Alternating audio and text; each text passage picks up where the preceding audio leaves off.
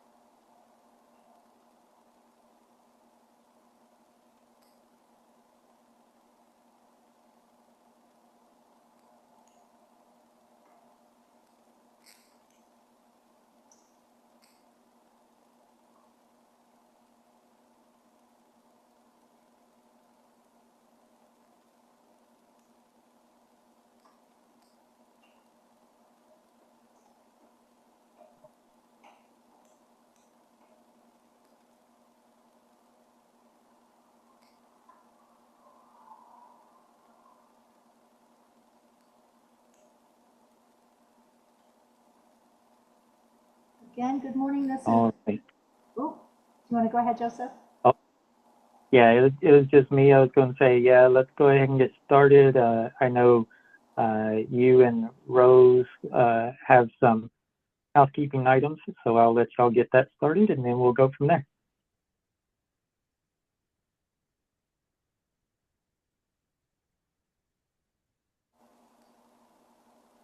Rose, why don't you go ahead about the interpretation stuff? Thank you. All right, getting that set up right now. I think I shared my sound correctly this time. There we go.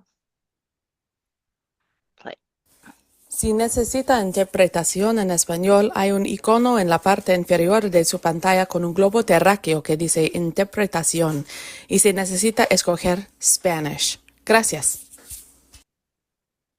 And then we also have our access notes. Did you want to share about those, Joseph? Sure. Also, to start off, just so everybody knows who I am, if you don't know yet, I am Joseph Lowe. I work for the Community Service and Supports Unit inside Aged and People with Disabilities. My role is Program Analyst for the Disability Services Advisory Councils throughout the state, and also Coordinator to the Oregon Disabilities Commission. Thank everybody for showing up today. Pretty sure we have a really good webinar for you today with our special guests, and so we will get to them as quickly as possible. Just to start out with these access notes and community agreements, listen to your body, feel free to move around, use the restroom, stretch, take that break if you need to. Next slide. Also, for virtual meeting etiquette, check if your name and pronouns, if you use them, are correct. Mute your microphone if you're not speaking. State your name before you speak. Be present without distraction. And also be respectful in the chat. This is not a place for arguments or calling out or any side conversation. Next slide. And for the first time this year, if you are an employee where your employer offers continuing education credits, on your screen now you will see a QR code and a link. If you visit that link and also scan that QR code, it will open up the opportunity for you to submit an application with your employer for possible continuing education credits. All right. We also do have American Sign Language and captioning. The link for captioning is in the chat, or it will be if it's not there yet. Let's see what else. Next up, I think it was, if I remember correctly, it's been a few weeks, y'all. I'm drawing a blank all of a sudden. I think next is to introduce Jim Davis.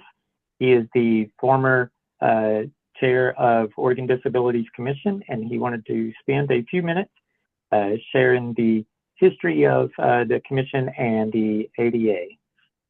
Yeah.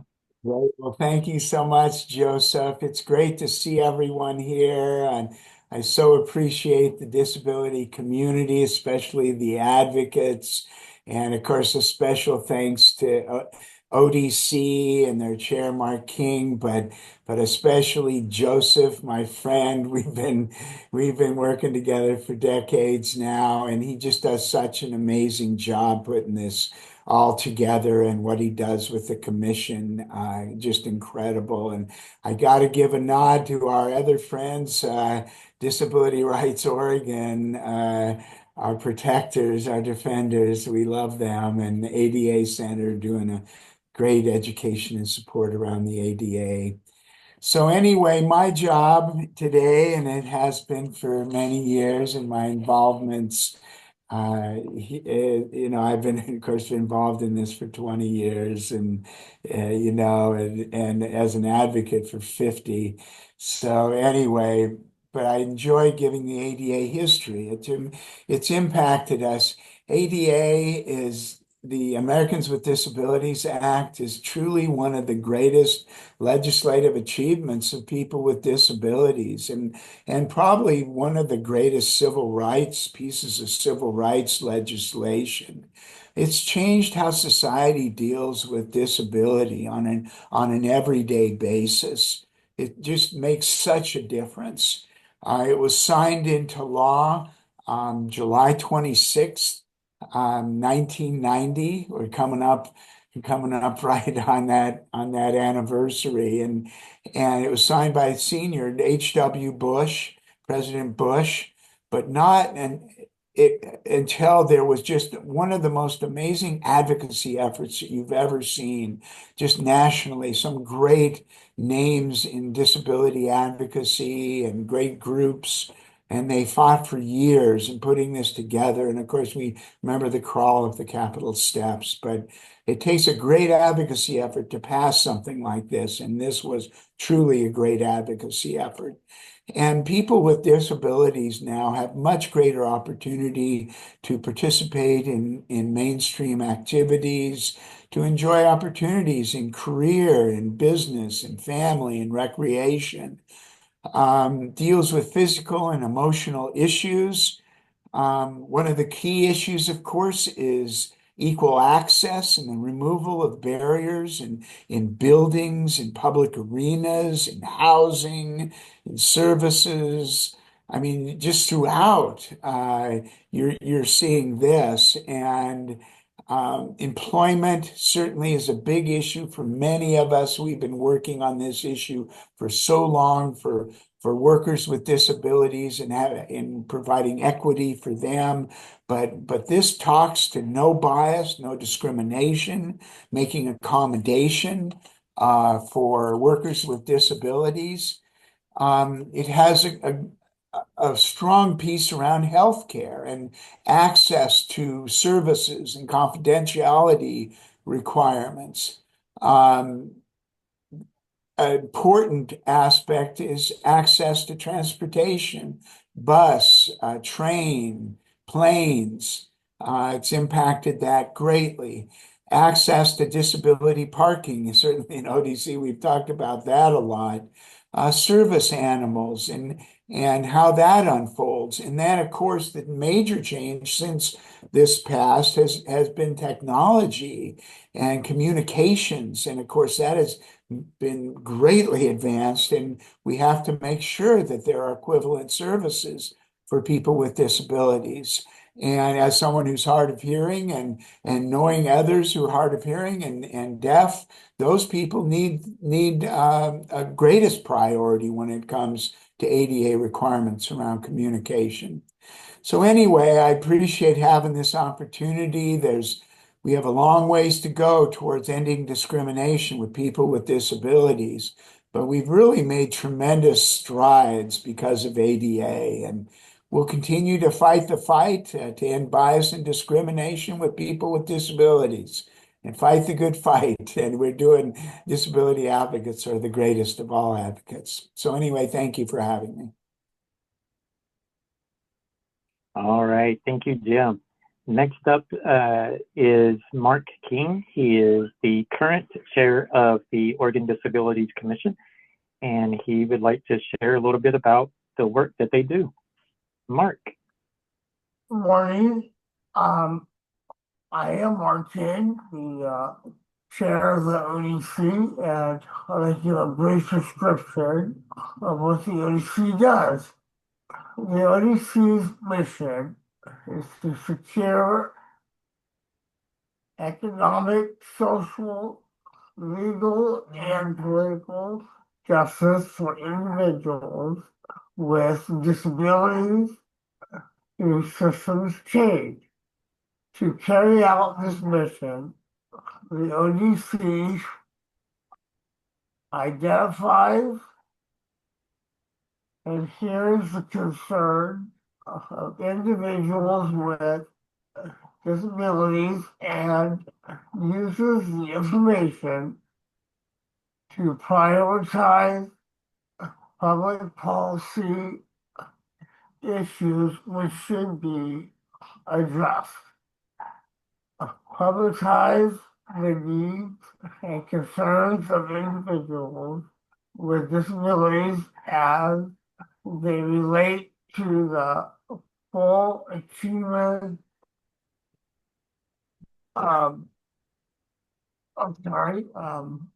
full achievements of economic, social, legal, and political equity.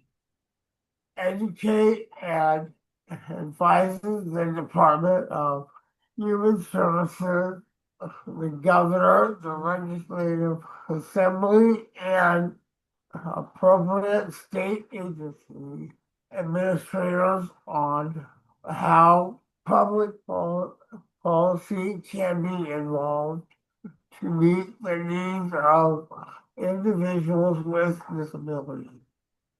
And with that, I would like to turn back over to Joseph. All right, thank you, Mark. And last, we will introduce our partners for this event. Melissa Roy Hart is with Disability Rights Oregon, and John Doris is with Northwest ADA Center. Melissa. Morning, everybody. I'm Melissa Roy Hart with Disability Rights Oregon. I am a woman in her 50s with gray hair, shoulder length, a blue sweater. I'm wearing glasses today. My pronouns are she, her, and I'm really, really excited to see everyone for the third Lunch and Learn ADA celebration webinar this year. 35 years, it's a really, really big deal. So I'm just gonna, a little bit about us. We are the protection and advocacy system for the state of Oregon, which if you've never heard of the P&A system, Congress created us in the 70s basically to be a watchdog group to monitor living conditions where people with disabilities are. That's could be schools, hospitals, communities, group homes, school, you name it. We promote policy that improves your lives. We protect and defend. We are a nonprofit law firm, so we protect and defend civil rights through class action and one-on-one litigation, and also through information and referral. But then, and then a big piece of what we do is we empower people with disabilities. You have always led the disability rights movement, and that's the way it should be. So part of our job is to provide the tools and information and resources that you need to do that. So we create a lot of Know Your Rights guides, just so you know what your rights are, so you can advocate for them. And yeah, we are in all 50 states and all territories, and there's one in the Four Corners for the tribal nations. So yeah, just super excited, and I'm going to kick it off to John at the Northwest ADA Center. Thank you very much. Good morning, everyone. Thank you for joining us today. My name is John Doris. I'm the Assistant Director for the Northwest ADA Center. I'm a middle-aged white male today, not wearing glasses, silverish hair, brownish beard, with a purple checkered shirt. And the Space Needle is right behind me in my background image. So I'm based in Seattle. The Northwest ADA Center is part of the National ADA Network. We are Region 10, which includes Alaska, Idaho, Washington, and Oregon. So the National ADA Network was created shortly after passage of the ADA. Originally, Congress thought businesses would call for confidential consultation to understand their obligations under the ADA. But really, we're a resource for everyone. We have local governments, businesses, apartment complexes, individuals, all kinds of people call and ask us about the ADA and how it applies to their business, or maybe they should they do something different, or was there something that didn't happen correctly when an individual went to a coffee shop or when they went to get their license. So our mission across the country in the different regions is to give people information confidentially about the ADA. So we're not the ADA police. We don't advocate for people. We don't initiate lawsuits. If somebody has legal concerns, then we can direct them in the right, at the right place. Our main goal is to provide education, information dissemination about the Americans with Disabilities Act. So I'll put our contact information in the chat. Depending on where you live, when you call the 800 number, it routes you to the appropriate region. So we encourage you always to reach out if you ever have a question about the ADA, or if you'd like to arrange a training. Thank you very much. Back to you, Joseph. All right. And Rose, can you toss up the bio for us? Yeah, just give me 1 second. There we go. Should be seeing it now. There we go. All right. So many of you, if you are like me, you probably already know our guest speakers today, because I'm sure you have watched their videos, followed them on social media, all kinds of fun stuff that they do. But today we have Hannah and Shane Burkhoff, also known as Squirmy and Grubs. Hannah and Shane are relationship vloggers on a mission to change the way society understands disability. On their YouTube channel, Squirmy and Grubs, which has gained almost 2 million subscribers, the couple shares an entertaining and authentic examination of what it's like to be in an interabled relationship. In addition to their work on YouTube, the couple co-authored a nonfiction collection of love stories that involve people with disabilities. Hannah and Shane speak across the country, from universities to elementary schools to Fortune 500 companies. They live in Minneapolis, Minnesota, with their fluffy Labradoodle, Chloe, which I will say is star of many of their videos as well. So, all right. Thank you, Hannah and Shane, and it is now your show. Thank you so much, and thank you to everyone that is involved in this amazing series. We're honored to be a part of it. We'll do a quick physical description. I am a 33-year-old white man with short brown hair. I have round wire rim glasses. Is that the right way to say that? Wire rim? Yeah. I nailed it. And I use a power wheelchair that I am sitting in right now. To my right is Hannah. Yes. I'm a white woman in her 20s, and I'm going to say that a couple more times before I turn 30 in December. And I have brown hair. I'm wearing a clip right now, so it's up, and I have a white sweater on. Before we get into the real presentation, I have to tell you a story. About a month ago, Hannah and I visited Oregon for the first time in our lives. And we were there working with Travel Oregon, their travel bureau, to help them make some videos about all the wonderful travel activities that there are to do in Oregon that are accessible. And so we were there for about a week in the Willamette Valley and up along the coast. It was one of the most amazing trips that we've ever done. And I got to do something on this trip that I never fathomed would be possible for me.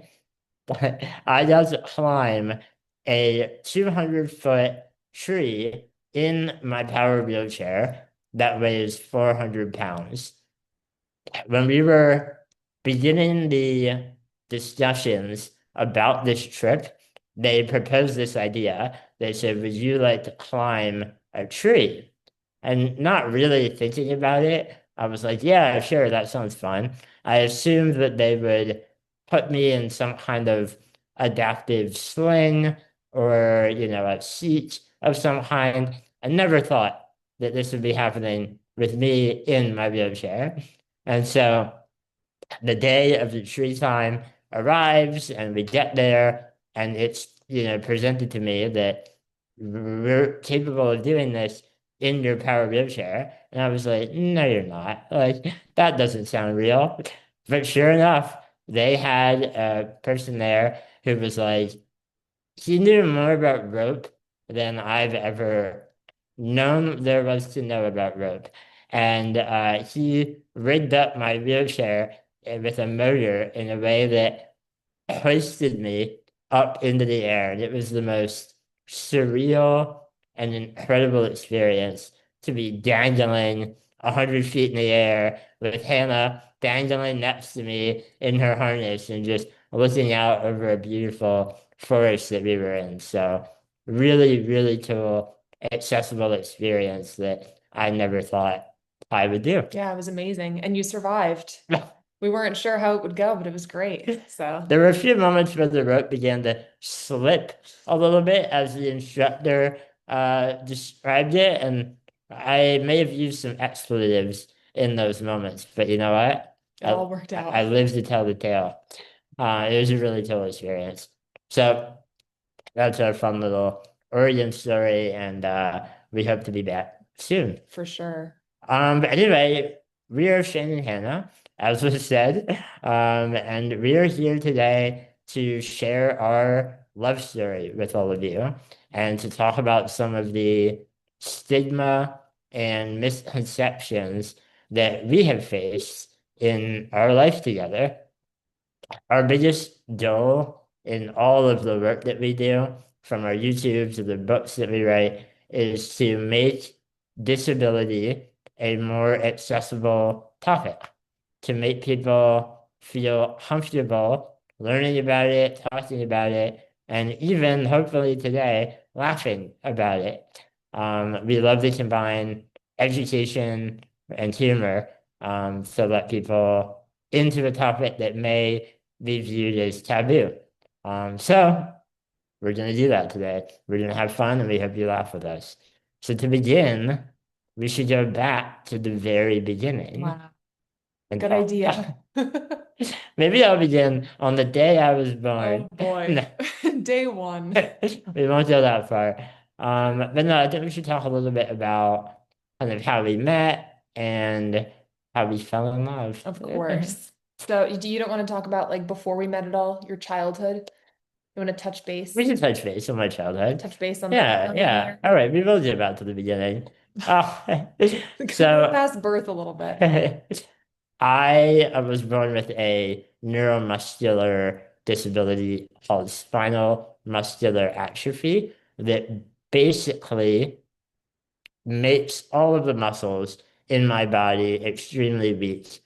So, like, my parents have a joke that I was the laziest baby that you'll ever meet because I was content to just sit on the floor and not move.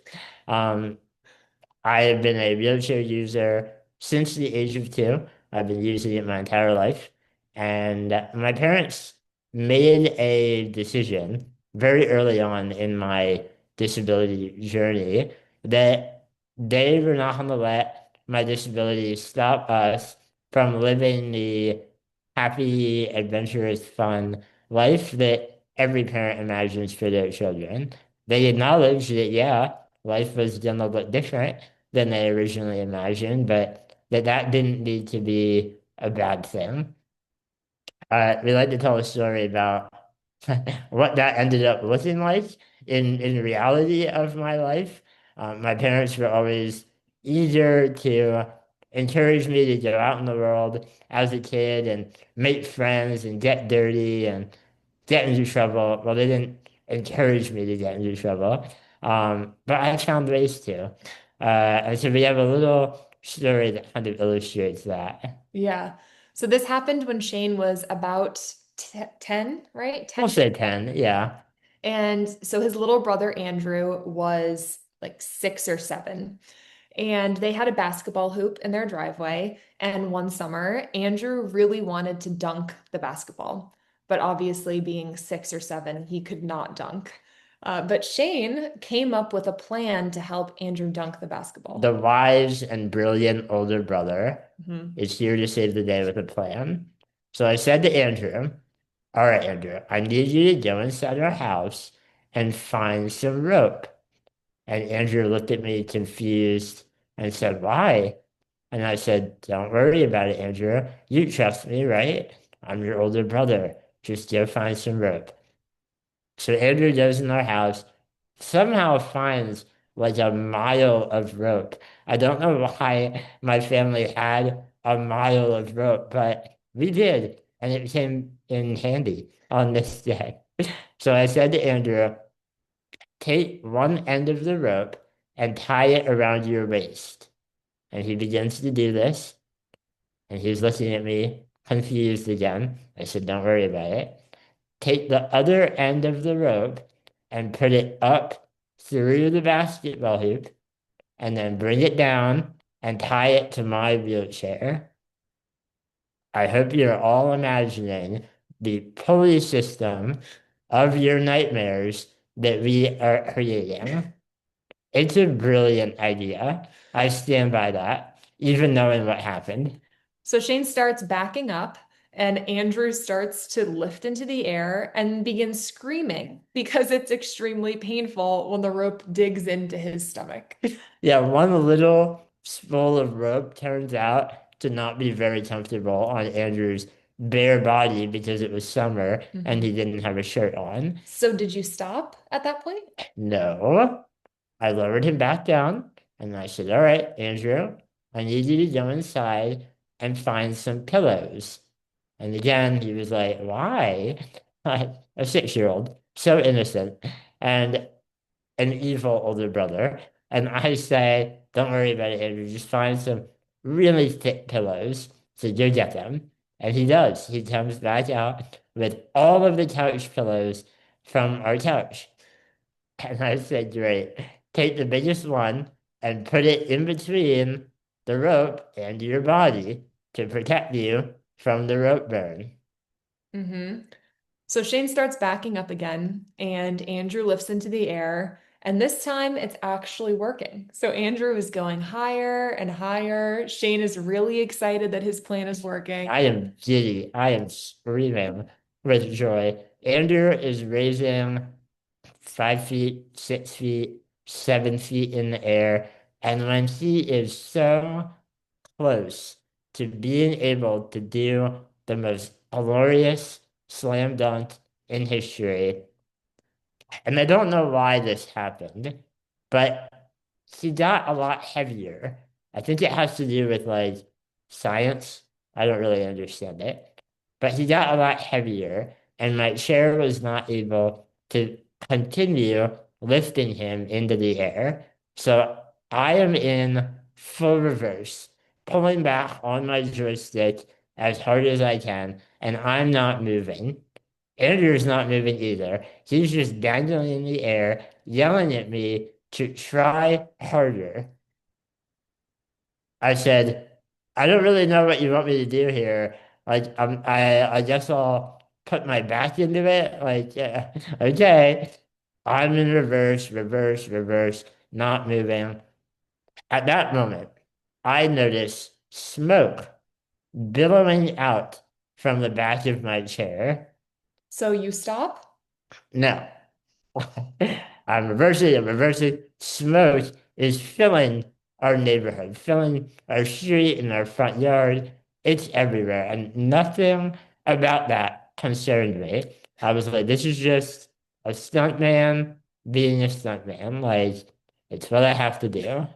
And at that moment, Shane's dad looks out the window and sees this scene in his driveway. Mayhem. So he runs outside, he gets Andrew down from his dangling rope, he unties the rope from Shane, tells Shane that he's done playing for the day. This was very irresponsible, and sends him inside. He says, "Go inside.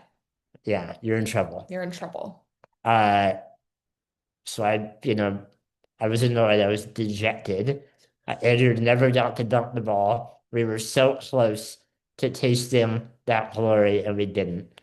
And as I began to drive my chair inside angrily, I noticed that my chair was only turning to the left. It would not turn to the right. And you might know this about wheelchairs, but they're supposed to be able to turn left and right. So I said, Dad, I think there might be a problem. My dad came over and did a little bit more inspecting and found that all of that smoke was the gear motors in my chair absolutely destroying themselves. And so my dad pushed me inside, and we found out later that day that to replace the gear motors in my chair, it would be $8,000. Mm-hmm. So I was in a lot of trouble Uh-huh. for this little stunt. But I stand by the fact that it was a brilliant idea. And while I wouldn't advise it, I'm happy I did it. Mhm. I was so close. Um, this is obviously a silly example, but I do think it shows how even from a young age, I and my brother and my family, we found ways to get me involved in whatever my brother and our friends were doing. We found creative ways to include me in my wheelchair, and that made life fun. Yeah. All right, so I matured. I went to high school, I went to college. I got a degree in journalism.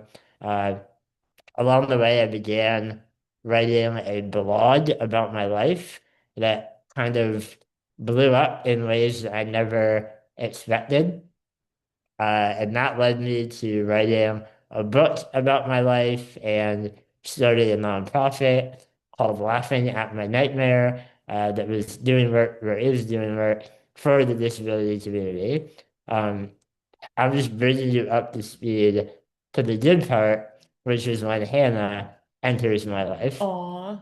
So Shane and I met 9 years ago when I was a freshman in college in Minnesota, and Shane had just graduated from college and he was living in Pennsylvania where he grew up.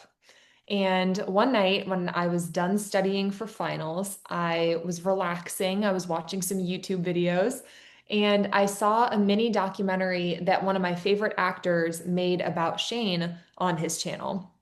And it was about the blog and the nonprofit and the book. And it linked to Shane's blog. So I started reading the blog and I just felt like we would really get along. I was like, I want to know this person. So I sent Shane an email at his contact me button on his blog just to say that I loved the blog. I thought it was great. The work he's doing is great. And he emailed me back the next morning and we began texting. And then we FaceTimed the next day. And very quickly we realized that I had been correct, that we would really get along. But it was very quickly more than just friendship. Which was wildly inconvenient Yes. because, as Hannah said, we were living 1,000 miles apart, and all of a sudden, out of nowhere, we were falling in love. We were like, uh-oh, this is going to be challenging Yeah. In the most beautiful way. And so for a few months, we began to talk endlessly. Like we rearranged our lives so that we would have hours to FaceTime. I think our families thought that we were becoming hermits Yeah. because we spent all day in our bedrooms FaceTiming with each other. After about 2 months, we finally decided that, we had to meet in person. Like we were thoroughly in love, and there was no choice really at that point. We were like, well, we're in love. Let's make it work. So Hannah flew from Minnesota, and we spent a weekend together in Pennsylvania, and we're gonna tell you the story of our first date because one, it's ridiculous, and two, I think when people find out that we fell in love and that I have a disability and Hannah does not, they often have a lot of misconceptions about what our relationship looks like. They think that it might be kind of sad or boring, or that Hannah is making some kind of big sacrifice to be my partner. And none of those things are true. Our relationship from the very beginning has been just as full of love and adventure and silliness as any other couple.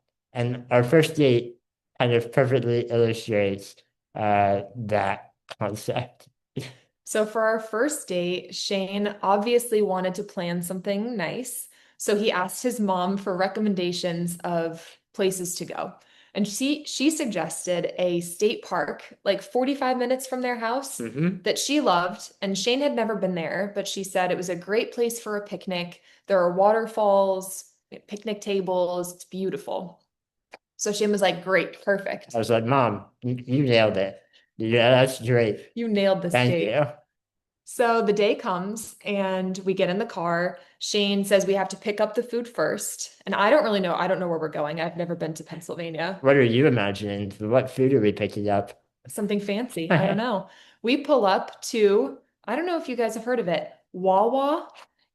If you haven't heard of it, it is a gas station. I take offense to the description of Wawa as a gas station. Wawa, if you're unfamiliar, it's similar to Sheetz. You may be familiar with Sheetz. Really, any gas station. You can think of any gas station. And it's It similar. is so much more than a gas station. It is one of the greatest achievements of humankind. Like I will stand on that hill.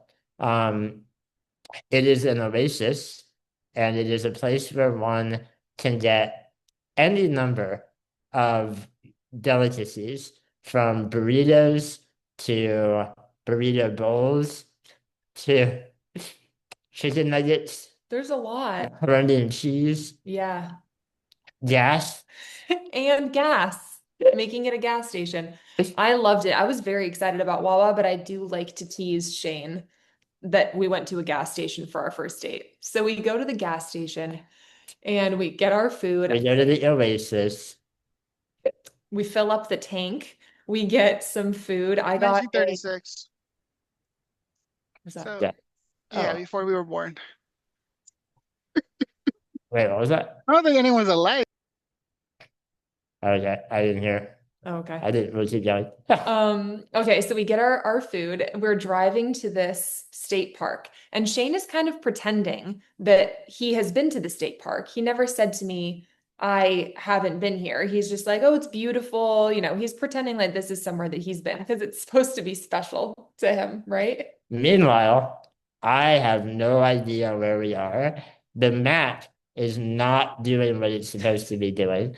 And I don't want Hannah to know that I have no idea where I am, that I've never even been to this state park. I want her to think that I am cool, calm, and collected, and that I have planned this date to a T. Mhm. So I'm not telling you I don't know where we are. Rather, I'm just looking out the windshield for any sign of the state park that the map is saying is supposed to be right here. We keep driving. There's no state park. So finally, I see a bit of a clearing on the side of the road that I thought maybe could be a parking lot.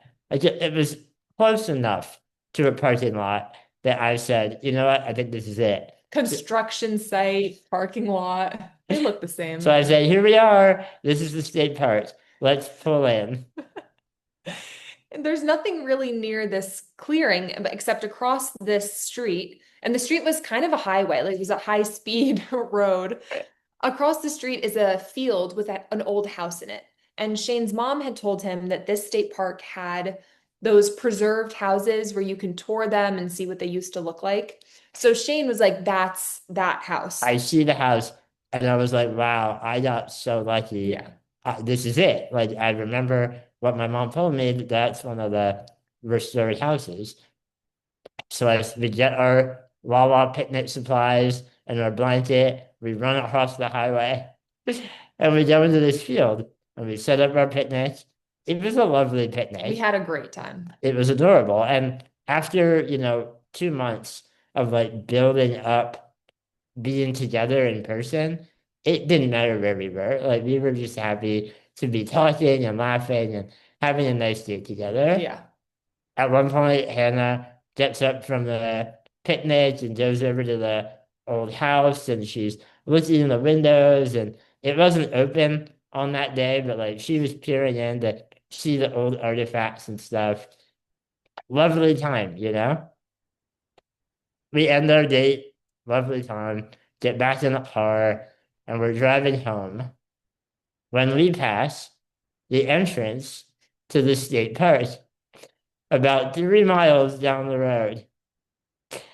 So I don't know whose backyard we had a picnic in and whose house Hannah was excitedly peering in the windows of, testing the door of.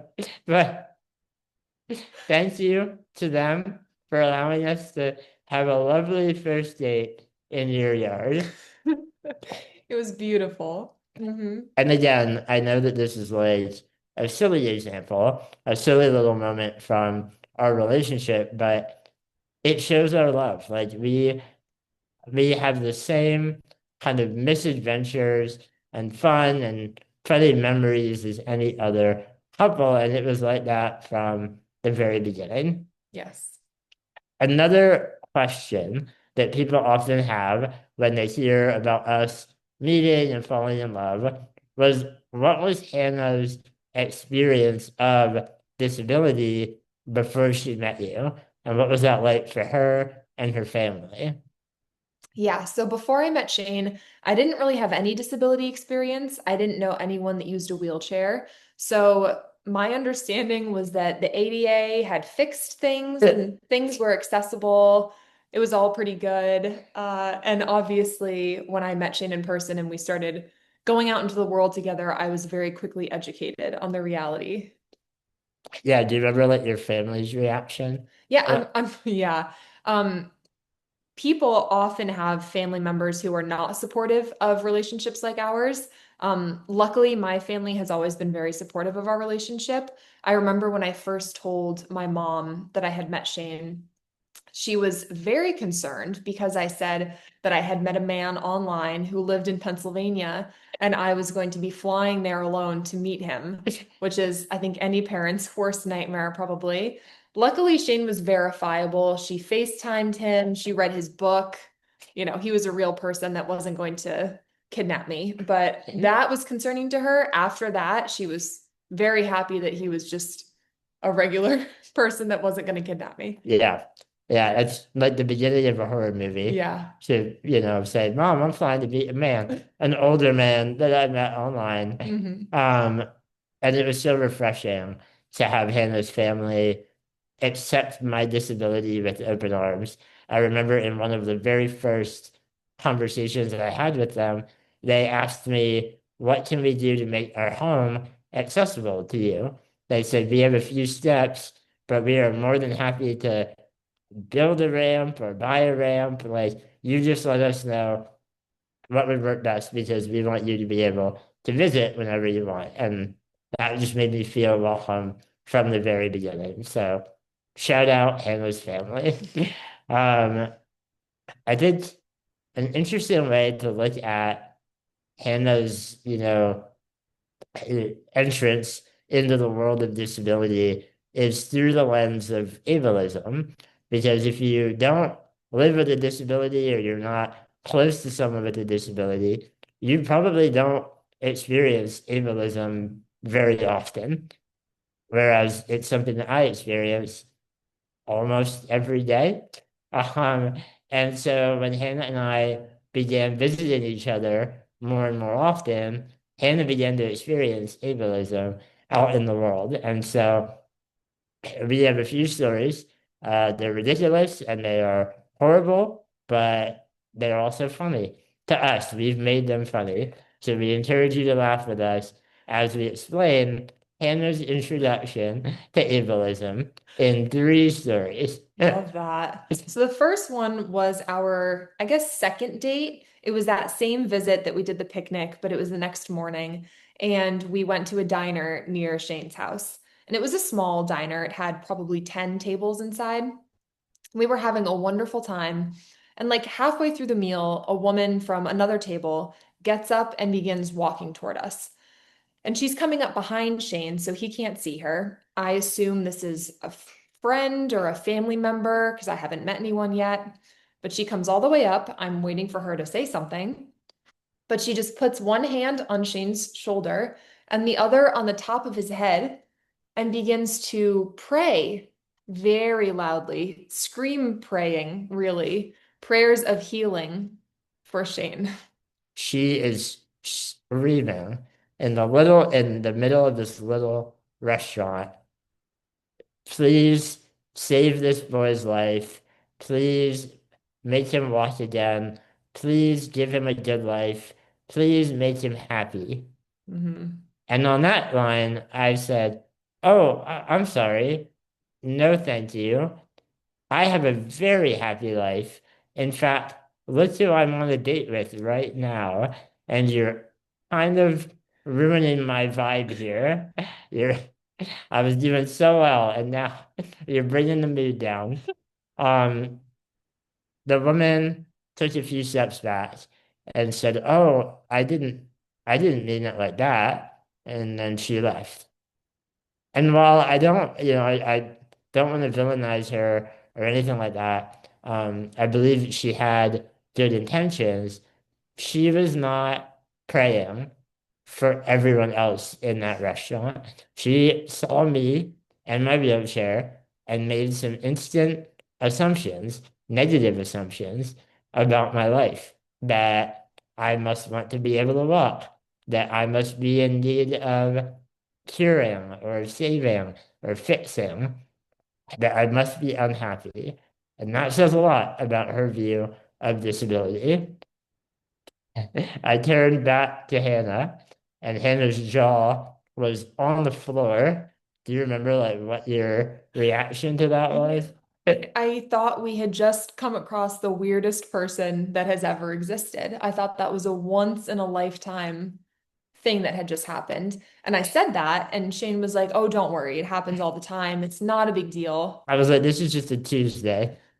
I don't know if I believed you at the time. I was like, okay, sure it is, no big deal. But yes, it has happened a lot more since then. Yeah.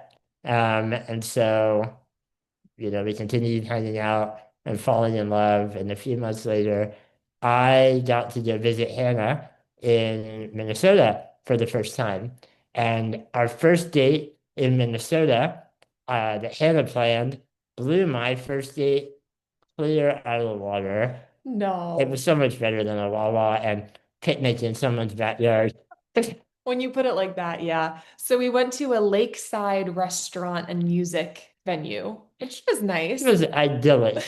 It was beautiful. So we're strolling along the lake path, and there's a field next to us where there's a man, I guess a dad probably, with a bunch of kids gathered around, and he has one of those big bubble wands, and he's making the huge bubbles, and the kids are playing with them, and they're having fun. So he sees us on the path and drops his bubble wand and begins running toward us at full speed. And he's far away, so it's not quick. It was a little bit scary. I said to Hannah, I think that man is sprinting in our direction. Do you think we need to be running? Like, are we being chased? Mhm. What's happening here? Yeah, but he gets all the way up to us and he says, "Does he want to play with bubbles?" to me. And I was confused. I'm looking around for who he's talking about. I'm like, "Excuse me?" And he says, "Does he want to play with the bubbles?" And he's pointing at Shane. So I deferred to Shane because that's not a question for me to answer. And, as badly as I did want to play with bubbles, I said, "Oh, no, thank you. I'm actually 25 years old and this is my girlfriend. As you can see, I have a glass of wine here. We're on a date." The man's jaw hit the floor. I don't know if it was because he didn't expect me to respond, or he couldn't believe that I was on a date with Hannah, or he was upset that I didn't want to play with bubbles. Who knows? But again, while he had good intentions, he was trying to be friendly. He was also doing something that happens a lot to disabled people, and that is when non-disabled people infantilize us. They assume that our capabilities and our cognition is inferior, and they put us into a bucket that is the same bucket that they put children in, and assume that when they see someone in a wheelchair, that they should run over and offer them to play with the bubble wand that they're playing with the children with. So we said, no, thank you, like no big deal, but we're going to continue on our way. We have one more story. It's my favorite story, It's mine too. and it's when I took Hannah on another magical date. Yeah, this was 6 months later, probably. And when we had these visits, we would plan them weeks in advance because I would come for a weekend here and there during the school year. So we were really excited for them and we would plan them. And this one, Shane said he had a new place to take me to, a really cool place that I would love. A secret. A secret. I didn't know what it was. I said it's not a state park, don't worry. Thank God. So we get in the car. Shane's giving me directions. I don't know where I'm going. And we pull up to this hideous warehouse. It's blank. There's nothing on it. It's just a hideous warehouse. And I'm like, is this right? Shane's like, yes, pull around the back. Go around the back of the warehouse. Now I'm thinking my mom was correct and I should never have come to begin with, but I do it. I pull around the back of the warehouse. And in the back, there's a hole in the warehouse that you can drive into A door. It's a door. for cars, which makes it a hole, a huge hole. And Shane's like, pull in, drive into the hole. So I do it. I drive into this warehouse, and it turns out that it is a unmarked, strangely, drive-through beer distributor. I'm gonna pause there to let everyone take a moment to think about this.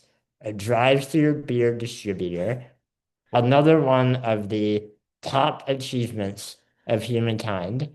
It's probably the thing that I miss most about living in Pennsylvania, well, other than my family. But the drive-through beer store is so cool. You drive in, you tell them what you want, they load it into your car, boom, you're done. It's amazing. Do I drink beer, Shane?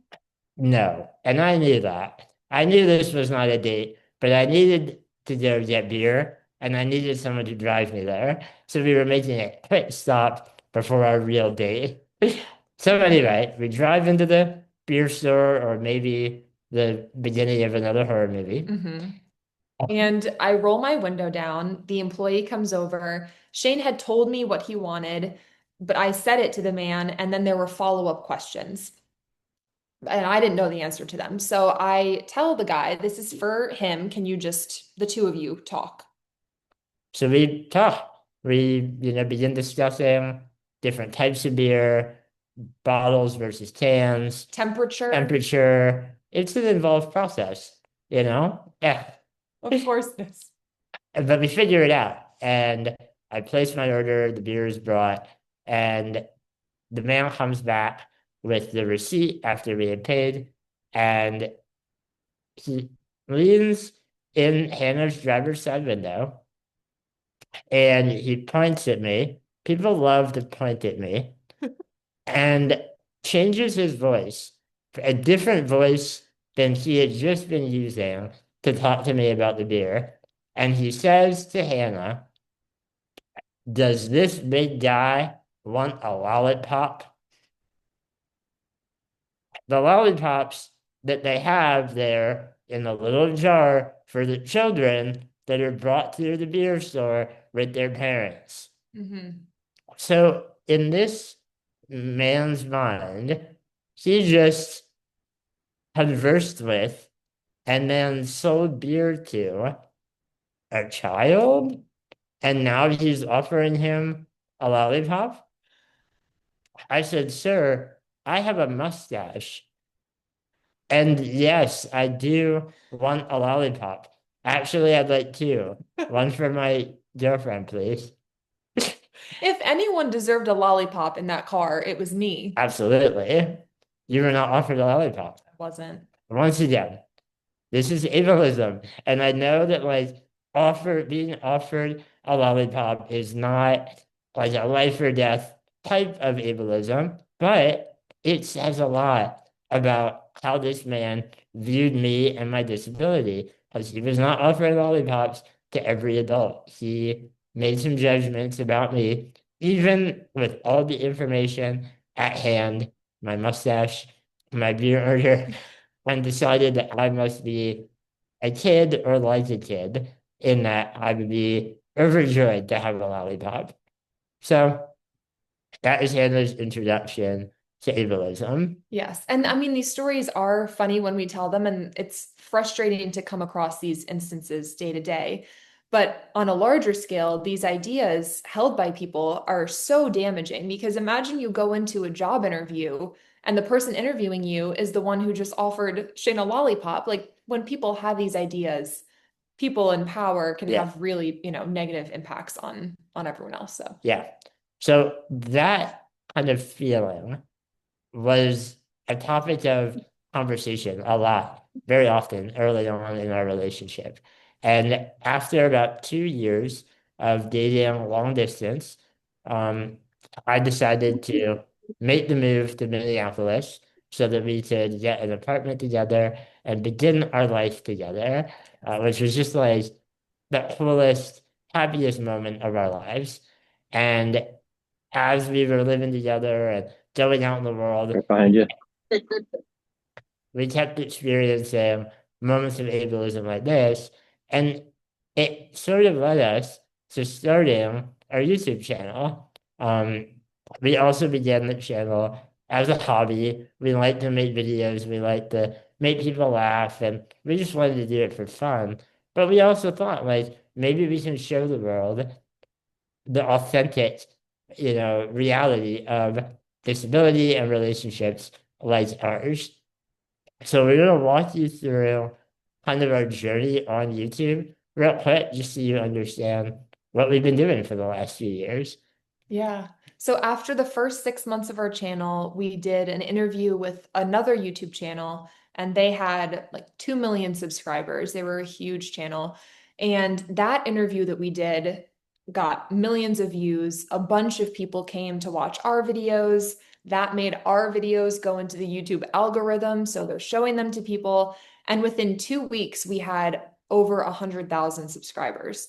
So very quickly, our channel went from a hobby that no one is watching to a very public platform. Yeah. And that was the moment that Hannah and I had a lot of really serious conversations about what our channel was going to be. And as all these new people were coming to our page, we also began to get our first kind of hate comments. We began to get ignorance and, conspiracy theories, people telling us that our relationship must be a lie, we must be faking it for YouTube, all because all of their evidence was that there is no way that a non-disabled woman like Hannah would ever want to be in a relationship with a disabled man like me. That is at the heart of all the hate and all the ignorance that we got, and we realized, kind of to our horror, how much of that opinion there is out there. We didn't get 10 hate comments. We suddenly went from none to hundreds every day. And again, those are real people out there in the world with jobs and families and a vote. And they are holding these ideas about disability and believing them to be true. So we decided, while our channel kind of began as a hobby, we were going to use it to help make a difference in the way that society understands disability. Do you want to talk about our book? Sure. So about a year into our channel, we started working on a book that took about 5 years to write, but just came out in January. And in that book, we profiled a bunch of other interabled couples where one or both of the people in the relationship had a disability. So that was really cool to meet so many other couples. I remember when we put up the submission form for people who might be interested in being interviewed, we got, how many did we get? Hundreds, like thousands, I don't know. Yeah, it was Too like many. it was like 1,000 applications in 24 hours, and we had to shut the form down because we were overwhelmed with submission forms to go through. So it was a really incredible experience writing that book. And our goal behind that was to show these people who don't believe in our relationship that we're not unique. There are so many other couples like us and different from us, and like just so many different couples out there that you can learn from and, change your Yeah. perspective through. Our journey on YouTube and as content creators feels like we've been doing it for 7 years now, and it feels like a whirlwind. We, from that moment when our channel really blew up, we've had the opportunity to travel all over the United States and to other countries, talking to audiences about ableism and about disability. We've been able to work in TV. We got married along the way. That's important. And now, we're approaching 2 million followers. And just, we've had the opportunity to do so much cool stuff in the disability space along the way that we're so grateful for. People now, nowadays, refer to us as disability advocates, and we're honored by that title. But we often, struggle with as content creators, what is our advocacy? How can we do our advocacy better? And we've had a few moments over the years of things that our videos have accomplished that have led to systemic accessibility improvements in the world, that we can point to and say, this is why sharing your story is so important. We'll share one of those stories because we want to leave time for your questions, and this story is ridiculous. Yeah, so what was this, 2 years ago? Shane and I wanted to get TSA pre-check. And we made our appointment to go in, and I went first, and it's a 2-minute process. I got fingerprints taken, my photo taken, and then I gave them my information. So I'm all set. It's now Shane's turn. He goes into the office, and we quickly realize that the fingerprinting device is bolted to the employee's desk, right in the middle of it. And Shane cannot reach this device. So the employee is like, well, can you lean forward in your chair further, or maybe unbend your atrophied arms a little more? I don't think she said it in those terms, but yeah, that was the general idea. And I said, no. Can you move the device at all? And she said, no.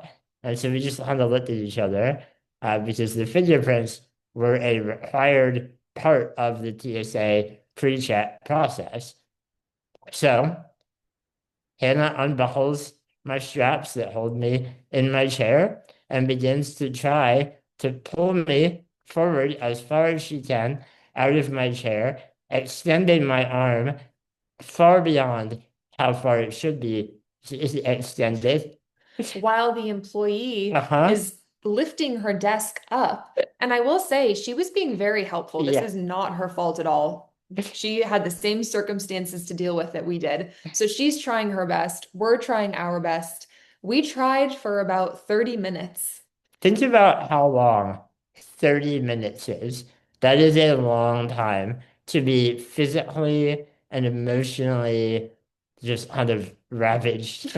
And along the way, because of how physically strenuous it was, we almost got my fingers far enough, but my fingers were sweating because we were in a hot little room and it was like challenging what we were doing. So the reader wouldn't pick up my fingerprints because of how sweaty my hands were. So we started toweling them, kept trying.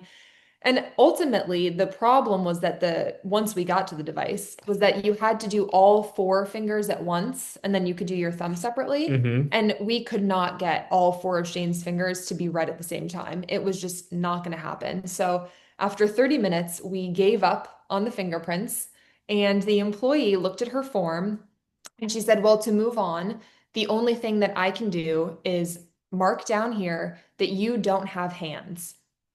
And I said, great.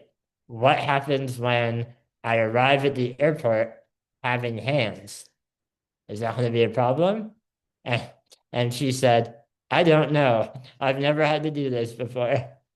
So I said, you know what? Like, whatever you need to do, just write that down. So according to the TSA, according to our government, I don't have hands. So next was the photo. And it turned out that the camera was also mounted to her desk at about, it was high. It was like 6 feet up in the air, which is very odd. And to access the camera, you had to walk in like an 18-inch space next to her desk and the wall, and then stand in front of the camera and it would take your photo. So we asked if the camera could tilt or turn or move at all. No. Of course not. Why would that be something that was possible? And she said, can you get your wheelchair into that 18-inch gap? I said, no, obviously I can't. So what we had to do was take a stool, like a bar stool, and put it under the camera.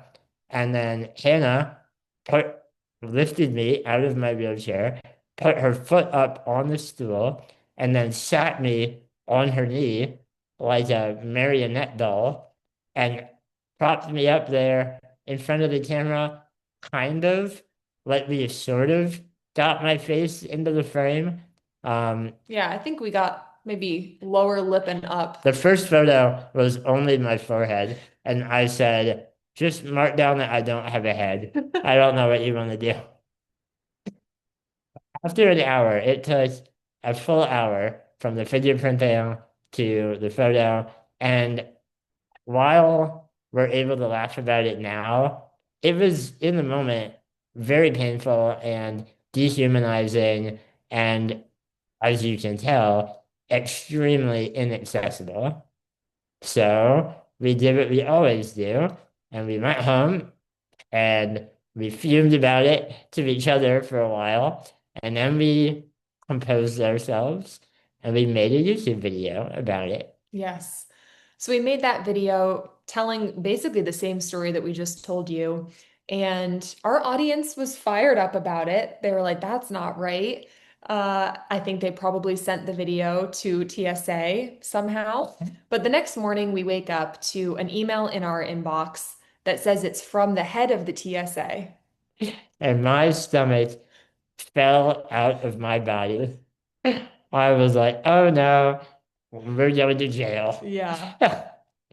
No, instead, it was a heartfelt apology email from the head of the TSA outlining first their horror at discovering how inaccessible their identity verification processes were, and then outlining 8 accessibility improvements that they would be implementing now that they're aware of these issues.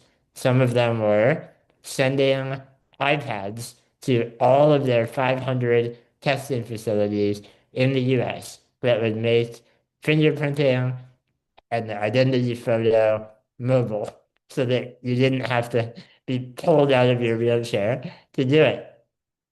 They were implementing a variety of trainings for their staff and a more serious like disability accessibility plan for their various procedures.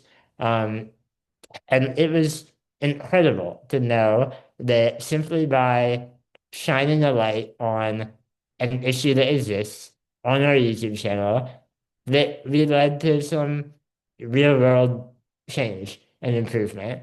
And people often say, like, what does it mean to be an advocate when you're a YouTuber? And this is the story we tell because it shows that sharing your story and your truth can and does lead to improvements in the world. Yeah. So we were very happy about that. And we heard that they actually did it. Do you remember that? Yeah, we just a couple months ago met someone in person who came up to us and said that they worked at one of those testing facilities and they got the iPads after seeing our video. They were like, "Oh, we actually got them." So that was really cool. Yeah. So before we wrap up, we just want to quickly talk about what we can all do to be better allies to the disability community, both as disabled and non-disabled people. And the first one we're all doing right now, and that is celebrating and embracing diversity and disability. So programs like this are vitally important to elevate disabled voices and make sure that we as a society are doing everything we can to say that diversity is a good thing and an important thing. So give yourself a pat on the back. You're doing number one. Yes. Another one is to immerse yourself in and learn from disabled people, disabled content. There are so many disabled content creators on social media, and that is such an easy way to learn from so many different perspectives. We're still learning new things every day from people that we follow and seeing the stuff that they make. So that's, I mean, our book, we could plug our book, which I know people put it in the chat. It's called Interabled. Yeah, so that's another way, is just to keep learning from people. Yeah, it's funny. I think that like I know of all the disabled kind of influencers and content creators and people out there, and every day I find a new one. Yeah. And I'm like, oh great, someone new that I can learn from and get to know. And then the final one, if you do live with a disability, consider sharing your story with more people, because we have found, as we said, that sharing our truth and our authentic life with the world has really helped a lot of people look at disability in a more positive way. And we need more of that. Like when I was growing up, there were almost no, disabled role models out there for me to kind of look at and, learn about what my life should be like. But now with, the internet and social media, it's easier than ever to share your story. It's not always easy. It's not always fun, but it is important. And if that sounds like something that you're into, I'd love if you would, reach out to us after, and we'd love to talk about that. So, yeah, share your story. Yeah. All right, everyone. That is our story in a nutshell. Thank you all for being here and listening. And if you'd like, this is asking me, my husband has the military discount. Do you have the same one? We do. Okay, perfect. Your ID. we're hearing someone's camera. But anyway, if you have questions for us, please now either put them in the chat or you can raise your hand on here and we'll do our best to call on you. But yeah, thank you, everyone. Yes, thank you. And now we do the awkward thing where we stare at the chat and wait for questions. I will also say someone talked about that there's the audiobook version of our book too. And oh, yes, that was really fun to record. Thank we you. went into the studio and recorded ourselves doing that. Oh, I see a question. Our first question. Why Squirmy and Grubs? Thank you, Anna. Anna, do you want to take that one? Sure. I think the fact that we called our channel Squirmy and Grubs is a good look into the fact that we didn't think anyone would watch our videos. Oh, we have a lawnmower. Shane, there are nicknames basically for each other. Shane calls me Squirmy because he claims that I squirm around in bed at night and keep him awake. I don't claim. It is a fact of life that Hannah is like a rotisserie chicken. She lays down and just begins to roll all night long, nonstop. And meanwhile, I'm on the other side of the bed, like bouncing as she rolls. So Hannah is squirmy. Maybe.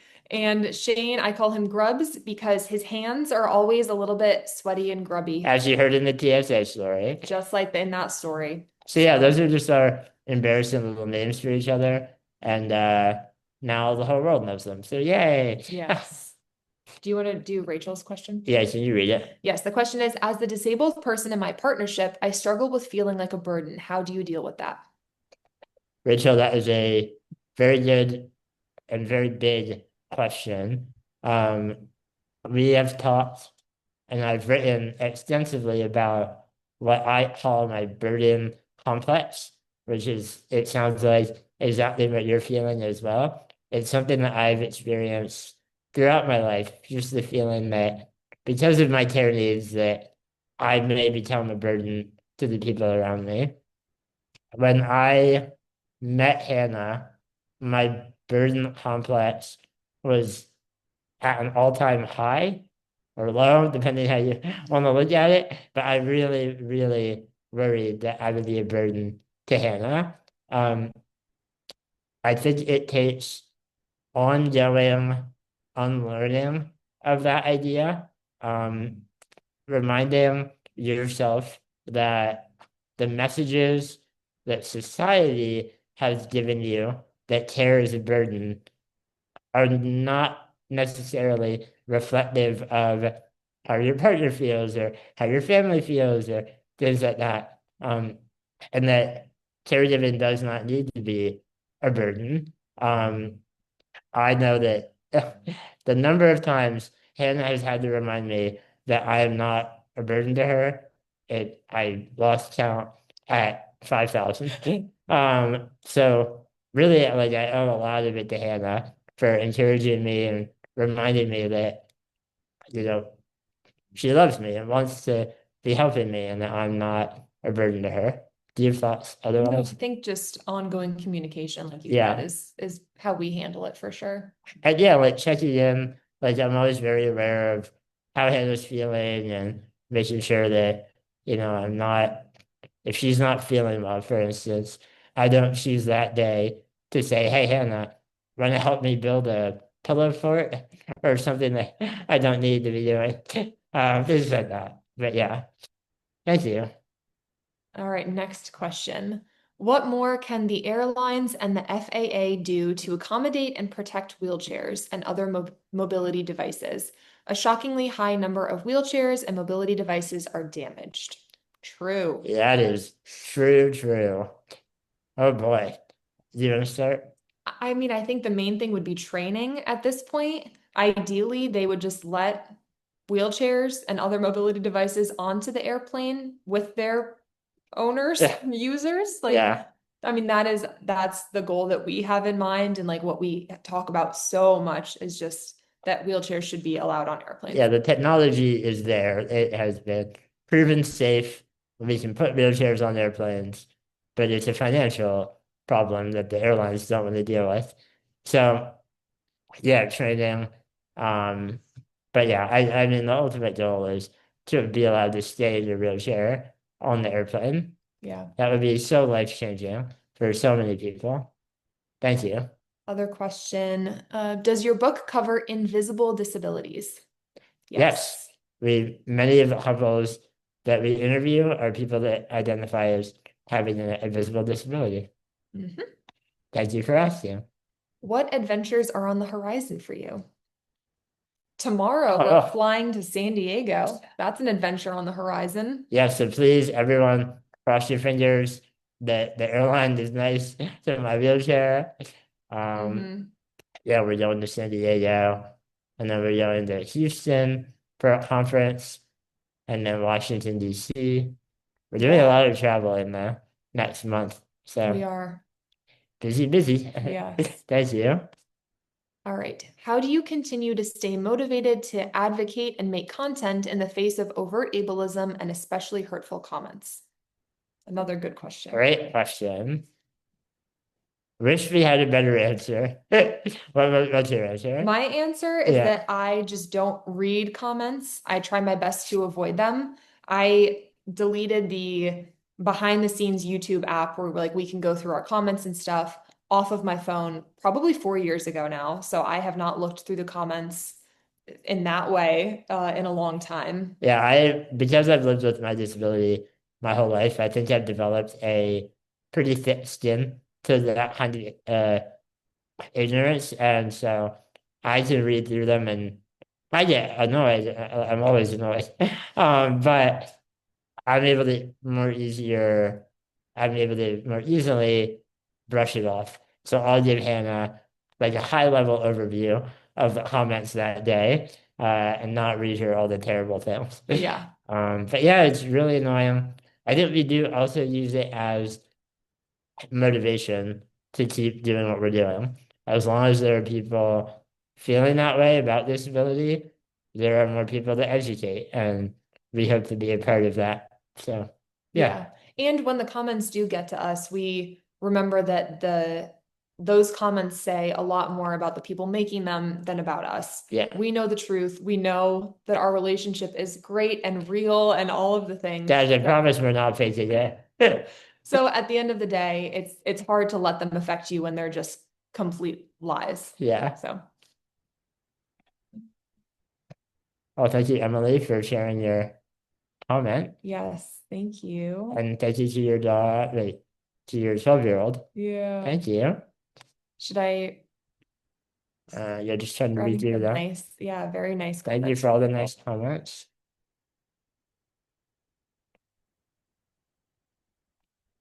Do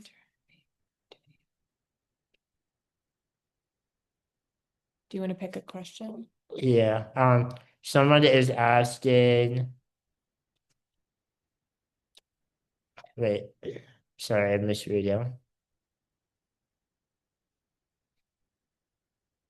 Can you keep going down a little bit? Sure. All right.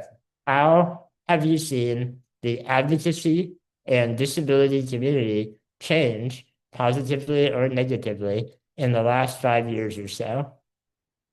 Ooh, that's a good one. I have to think about that. I think that I'm seeing more and more each year about Disability Pride Month. I think maybe 5-10 years ago, it was called Disability Awareness Month, or many people, use that phrase. And now more and more I see Disability Pride Month. And I don't know if that is a change per se, but I feel like the community is like really embracing their sense of pride in the community. I know it's always been a very proud community, but I'm seeing it more than I ever have before. And just the number of people, Mhm. like especially on social media where it's visible, there are just so many people doing advocacy online now. Yeah. In ways that it wasn't really as much when we began 7 years ago. Yeah. There weren't as many people in this space. I remember as a kid and a teenager, I perceived that being disabled was a bad thing.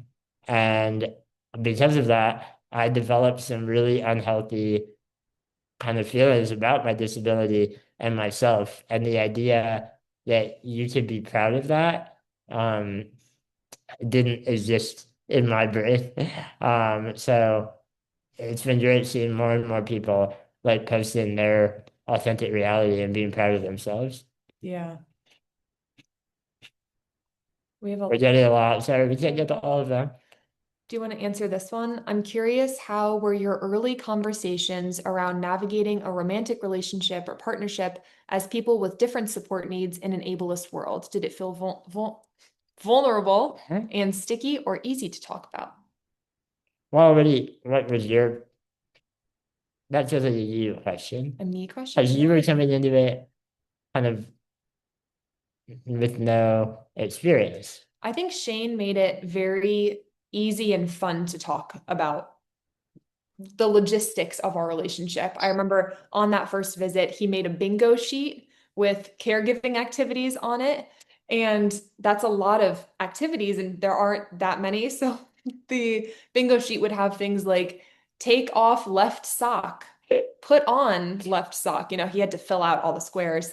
But that was a really fun way for me to be like, oops, I did that. Like, lift Shane out of his chair, and I got to check it off. So it was from the beginning, we approached it in a very playful and fun way. It never felt uncomfortable or anything to talk about. I remember just saying things over text before we had met in person, like, hey, if we were ever gonna like lay on the couch and watch a movie, I would need your help to get out of my chair. Is that something that you would want to learn? Mhm. And Hannah was always like, yes, like I want to do whatever I can to be able to help you so that we can spend time alone together.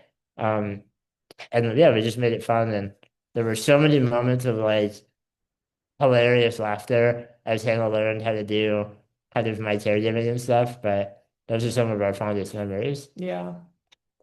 All right, let's do one more. Thank you so much for all the Yes. kind comments. Thank you. Do you want to pick one, or do you want to do this? Yeah, why don't you read that There's one? also our goals. Someone asked about our goals, but we're terrible at setting goals for ourselves. I have a goal. Do you really? I want to do stand-up comedy. Oh, I'll say that's my 10-year goal. give yourself time. As a kid, I always thought I would be a stand-up comedian, and I'm super grateful that like I've landed on a career that allows me to make people laugh through my writing and our YouTube. But I want to do classic stand-up comedy on a stage with a microphone. Aw, I think it'd be fun. that's a good one. That's very Now nice. you have to give one. Do my goals? What's my What's goal? a goal that you have? Oh How God, about the joke farm? that's a dream, not a goal.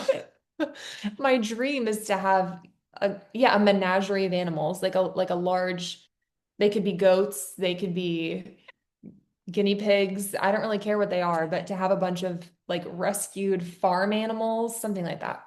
As you can see, That's my goal. Hannah and I don't really make goals. Okay, I think we have to wrap. Yes, it's But time. I want to thank everyone again. You've been a wonderful audience. Thank you for being here with us. Go ADA. I'm very grateful for the ADA. And yeah, we also have a lot of work to do. So thank Yeah. you, everyone. Thank you, guys. All right, this Thank is you. Joseph again.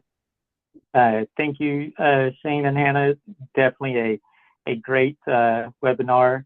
It was even quoted in the chat that this may be our greatest webinar so far. So that is definitely contributed to you both and what y'all do. Thank you so and much. I will quickly say, Shane, I support your comedy idea. I always tell people that not be good at stand-up, but I would slay sitcoms in a heartbeat. So. Oh, there you go. I love it. I love it. All right. Well, thank everybody for coming and showing support today. We do have one more webinar next week, and that will explore how the ADA and the Section 504 of the Rehabilitation Act impacts Oregon and the services and programs and the accessibility and things like that that Oregon provides people with disabilities. So if you've not registered for that one and you're interested, please do so. Today's video has been recorded and it will go on the website. Give us roughly about a month for it to pop up because we also embed it with captioning before we post it. All right, well, thank you everybody for coming, and we will catch you next week. And again, thank you, Shane and Hannah. It was great meeting you and hearing your story today.